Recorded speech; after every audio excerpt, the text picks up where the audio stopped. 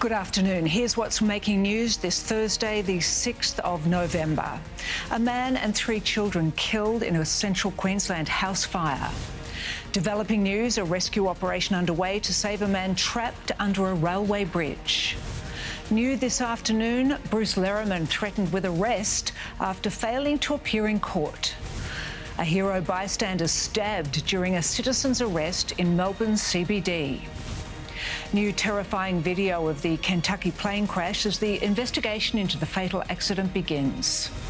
And Bob Catter like you've never seen him before.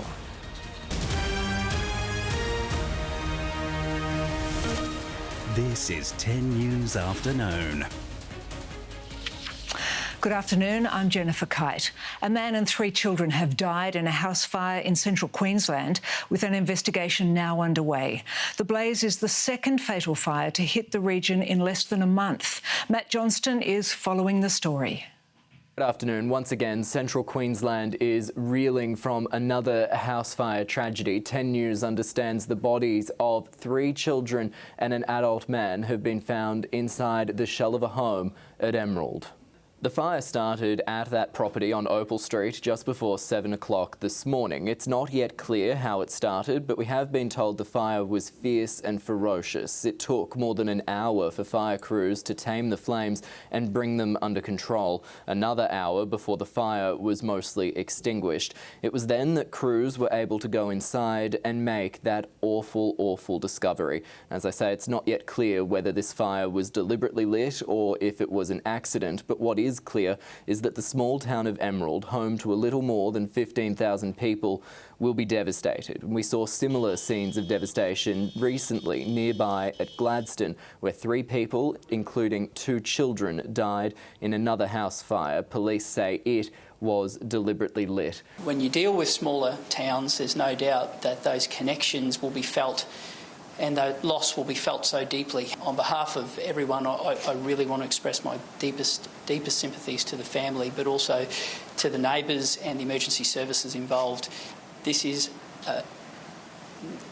an incredible tragedy, and it's the kind of event that rock all communities, but particularly smaller communities. We'll have more news on this latest house fire tragedy in Emerald live from the scene in 10 News Queensland at 5 o'clock. Tasmanian police are expected to seek a warrant for Bruce Lehrmann's arrest after his failure to appear in a Tasmanian court. The former Liberal media advisor is charged over an alleged vehicle theft to which he's pleaded not guilty. It's claimed he took a Toyota Prado. His lawyer was unable to be contacted during the matter in a Hobart court today. Sydney man Danny Zayat has been found guilty of murdering his ex-partner in her southwest apartment in 2023. 34-year-old Tatiana Dokutaru had tried to call 000, telling operators her ex-boyfriend was trying to kill her. 11 out of 12 Supreme Court jurors accepted that Zayat inflicted blows to her head which killed her. He left the scene for 20 hours before returning to her body and raising the alarm. The Crown had told the jury Zayat had a tendency to be violent, including previous assaults. And if you or someone you know is a victim of domestic violence, there is support. Contact the 24-hour hotline 1-800-RESPECT. That's 1-800-737-732. A Good Samaritan has been stabbed while trying to detain an armed man in Melbourne's CBD. Ashley Paholic has the details. Well, Jen, the scene where this armed man was being held by 2 tradies has now cleared, but it was around 6 this morning when the man armed with a knife was seen acting erratically inside a shopping centre car park just 100 metres away. It was when he came outside onto Lonsdale Street that the 2 tradies noticed what was happening and jumped into action. They actually followed him, chased him down and were able to detain him right along the church fence here. But witnesses say it was during that altercation and citizen's arrest that one of those men was stabbed. Police were quick to arrive and arrest the 32-year-old, and Paramedics were quick to arrive as well. They assessed the 41-year-old and took him to hospital in a stable condition. Now, it comes just weeks after a woman was attacked on her way to work about 7 in the morning, just a few streets away from here. A 32-year-old was charged with that and remains in custody over that matter, but it's left some who are frequently in the city quite shaken. It is a bit scary to hear about it being so close by. Apparently there has been a couple in the city, but it normally happens in the night or something like that. Now, police say they have increased their presence right across the CBD since that incident last month. Jen? To some sad breaking news, and a man who was trapped under a railway bridge west of Sydney after it collapsed has died just in the last few moments. Emergency services worked for hours to save the man trapped in the truck at Lithgow, but he could not be saved. The driver of the truck did manage to escape with minor injuries and was taken to a nearby hospital. Victoria's highest court has spared underworld figure Tony Mockbell from serving any more time behind bars, declaring he is no longer a serious drug offender. Sophie Jacobson has the latest. Tony Mockbell fronted a court today to be resentenced for drug trafficking offences after his appeal was dismissed. Mockbell launched an appeal against multiple convictions in light of the Lawyer X scandal, which saw his then lawyer Nicola Gobbo double as a police informant.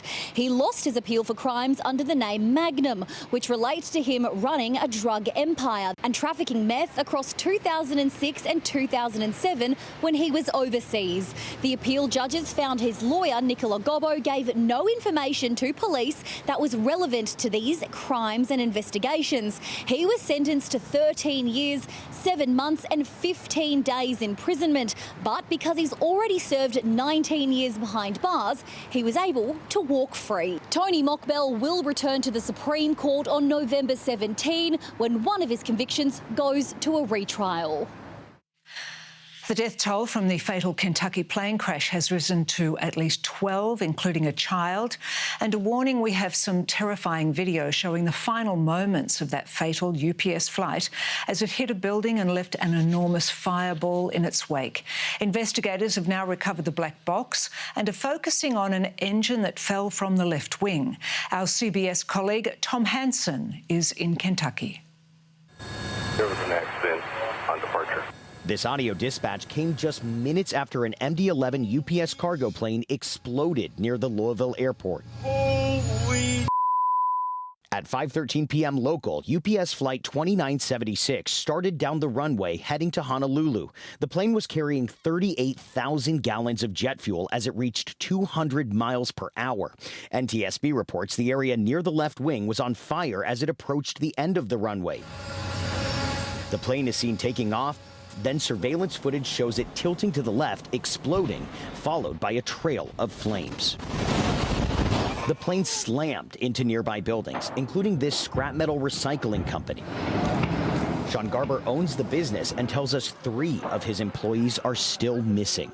She showed me there was this big ball of fire, and she said the scrap office blew up. It was an explosion after explosion after explosion, and so you just didn't know, when it would stop. What was going to happen, right? Georgie Dow, an employee, was inside when the plane went down. I heard people yelling, "Where are these people?" One of our vendors, his jacket was melted. So it was so hot that people's clothing was melting. Was melted. Flames and thick smoke consumed an area nearly half a mile long. A photo posted on social media shows the left engine lying on the tarmac as the investigators work to determine what went wrong. We have identified the cockpit voice recorder and the flight data recorder. We have investigators now that have located it. It's suffered some heat around it. These recorders are built for that.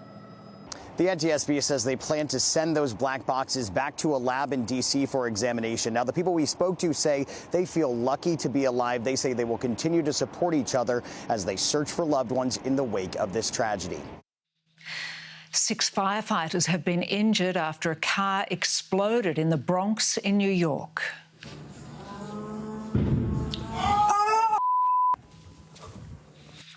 Firefighters were responding to a car fire outside the front of a building right before the blast.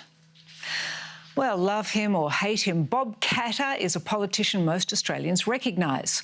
And today he was honoured for his 50 years of work in Canberra and Queensland with a parliamentary portrait. The artwork was made by Archibald Prize-winning artist David Darcy. Bob's wife signed off on the final product, with the Queensland MP also seeing the portrait for the first time this afternoon. Seen him dressed as a pig. We've seen him dressed as the Grim Reaper. Very pleased with it. I think he made me a bit better looking than I am. And despite his 5 decades in politics, Mr Keyte says he has no plans to retire anytime soon. Coming up, a Sydney home peppered with bullets for the second time in 3 days. The shock act against Mexico's president by a stranger on the street. Plus, why Sheehan may soon be banned from the City of Love. And when will the next supermoon light up the night sky?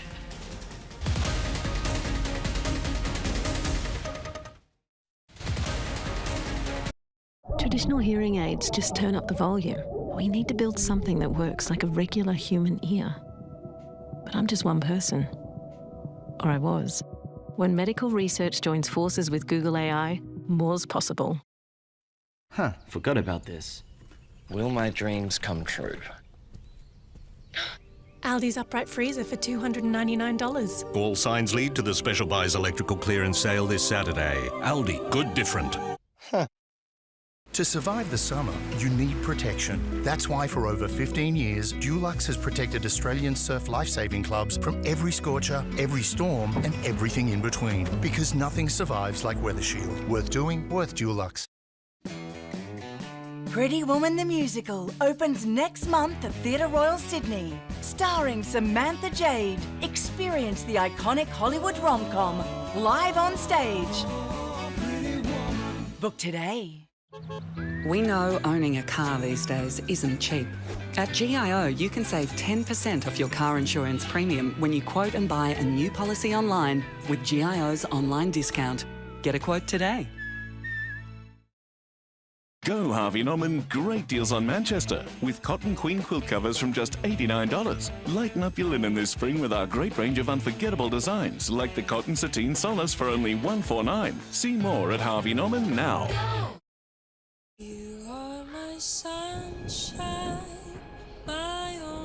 You're important at work. But at home, you're irreplaceable. Stay safe from harm and harassment.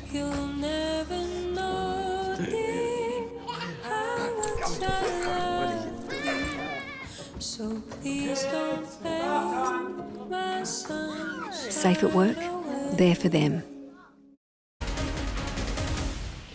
A father has dodged gunfire after his family home in Sydney's southwest was peppered with bullets twice in just 3 days.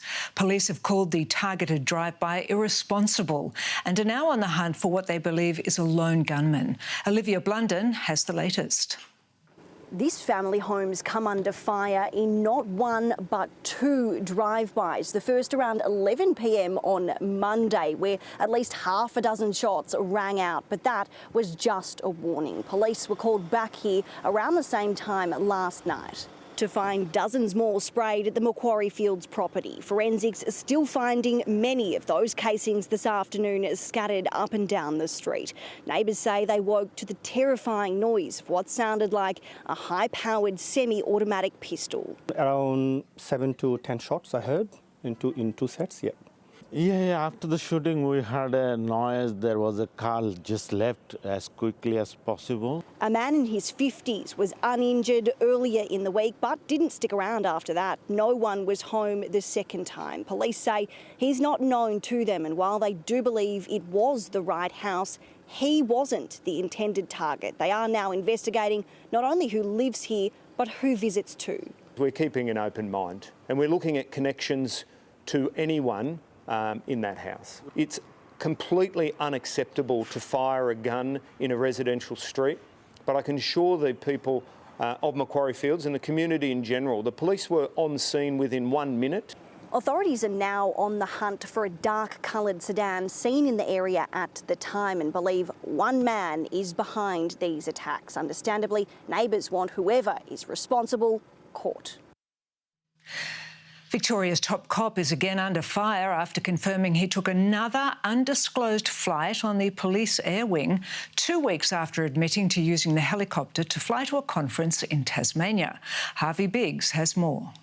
Good afternoon to you. While he has said that he rightly apologised to the public for taking that flight down to Hobart last month, this time it seems it is different. Victoria Police have given us a lot of detail about what these two flights were. The first happened on June 28, a day after he was sworn in as Victoria's top cop.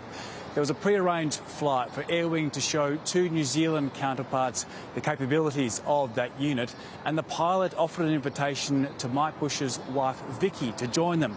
It was a 10-minute flight and Mr Bush was not on board that one. The second flight happened on July 29, and that's when Commissioner Bush flew from Avalon Airport to the city here to police headquarters, and that was for the Commissioner to get a better understanding of what the Air Wing's capabilities are. He did say in a statement today, to be clear, this flight was not for non-operational travel. It was to gain a very real understanding of how the Air Wing operates, which simply cannot be achieved from ground level.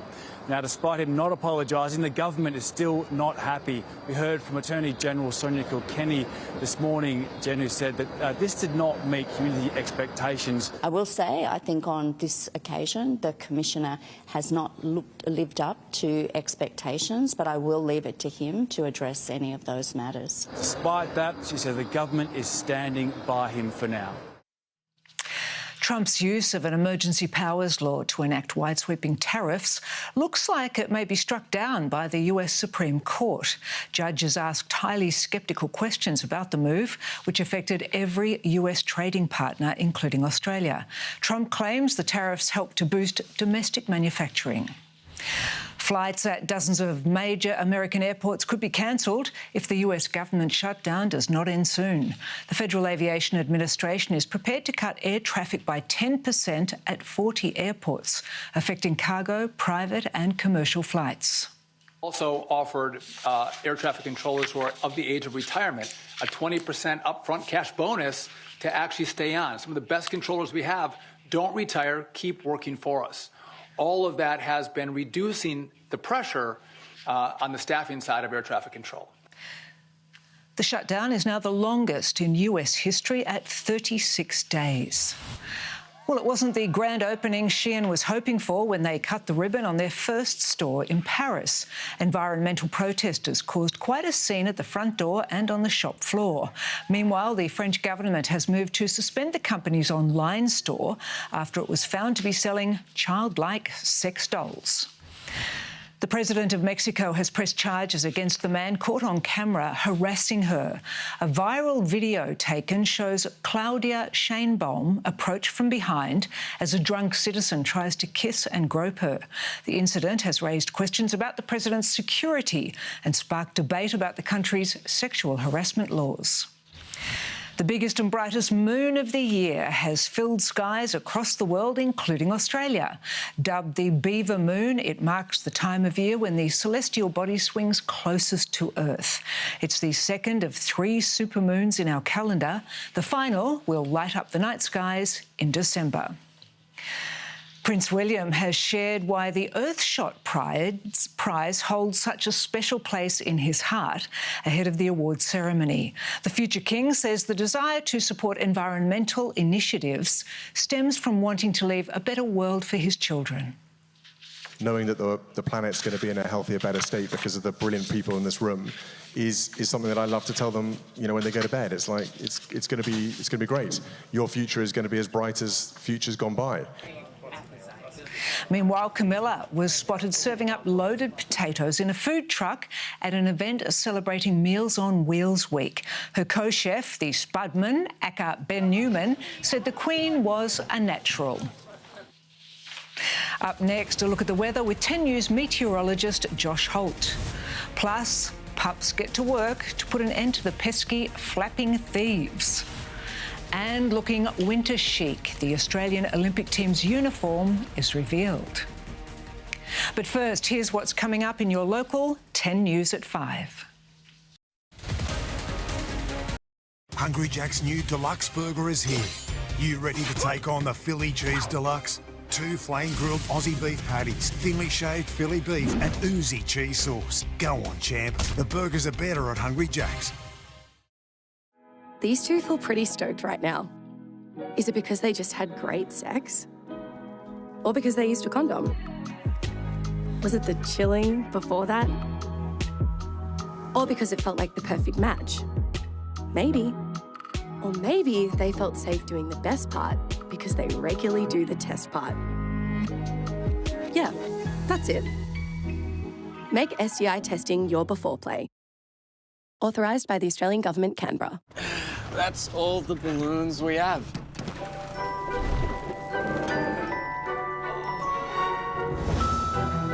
Lucky 8, sir. Someone's in for a surprise.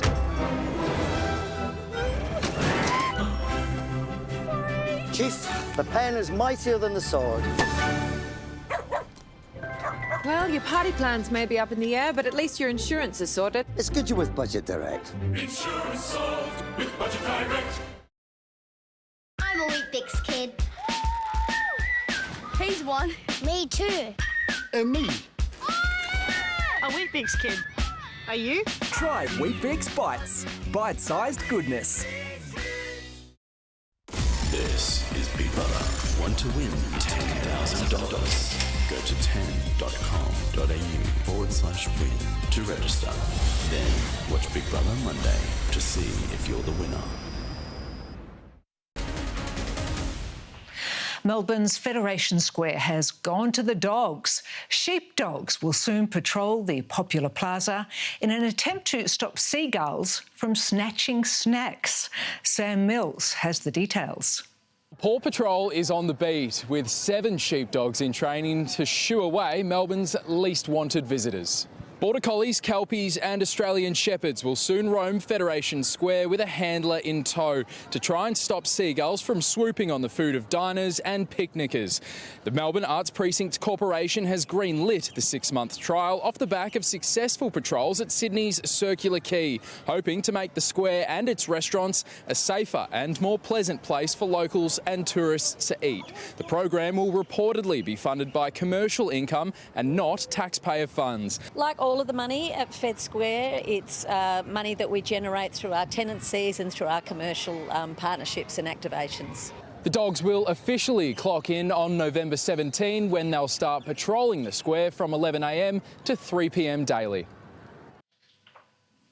Well, with just a few months remaining until the Milano Cortina 2026 Winter Olympic Games, the Australian team's uniform has been unveiled in our nation's capital.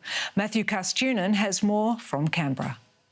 92 days to go until the Milano Cortina Olympics in Italy, and it's becoming very real for the Australian team, hopefully of snatching that Olympic glory. And where better else but Canberra, our capital, to launch the Australian team uniform.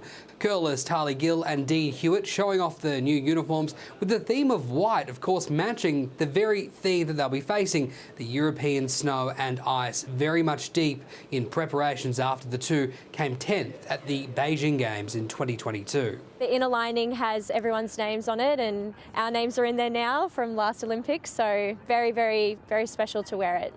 Australia has always done well in the medal tally at Winter Games, and we're hopeful this team will be competitive. There's a lot of new debutants.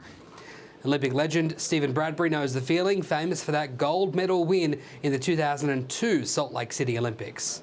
You know, when you put that jacket on, once an Olympian, always an Olympian. Around 55 athletes will be competing for Australia, representing the green and gold when the Games kick off in early February. It's time now for a check of the weather with 10 News meteorologist Josh Holt. And Josh, a cold front is sweeping across our southern states. It is indeed, Jen. We're seeing that track into areas of South Australia today, and it will surge a little bit further eastwards as we get across the next 24 hours. You can see the cloud cover associated with that. So we are seeing some showers today across the west coast of South Australia, down through the pastorals, the agricultural, and even across Adelaide and the lower southeast. It is on the move, though. We'll track a little bit further eastwards as we get into Friday. You can see here the frontal system. Of course, a cold front is the barrier between two different air masses, the warmer air in ahead of it, the colder air in behind it. So once the system drops through, those temperatures will also be dropping down through South Australia and Victoria over the coming 24 hours. And as you can see, as it moves into Victoria, we are expecting that precipitation to again pick up as we get towards the weekend. So I built this map to show you a little bit better that rainfall that's on the way. You can see it here moving in and across areas of Victoria, most likely ramping up for Melbourne probably midnight Friday and then persisting into Saturday. And this is going to have an impact, of course, on the last day of the Flemington Race Carnival.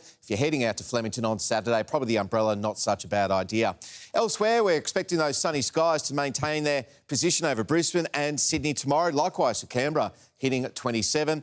The showers should ease for Adelaide with a top of 23. The showers will pick up later for Melbourne with a top of 28. Rain periods for Hobart tomorrow, partly cloudy for Perth, and 33 with showers and thunderstorms for Darwin. But of course, all the local weather details coming up in all our local bulletins from 5 p.m. Thank you, Josh. And that's the latest news for this Thursday, the 6th of November. I'm Jennifer Keyte. Join us for more on 10 News at 5. Until then, goodbye.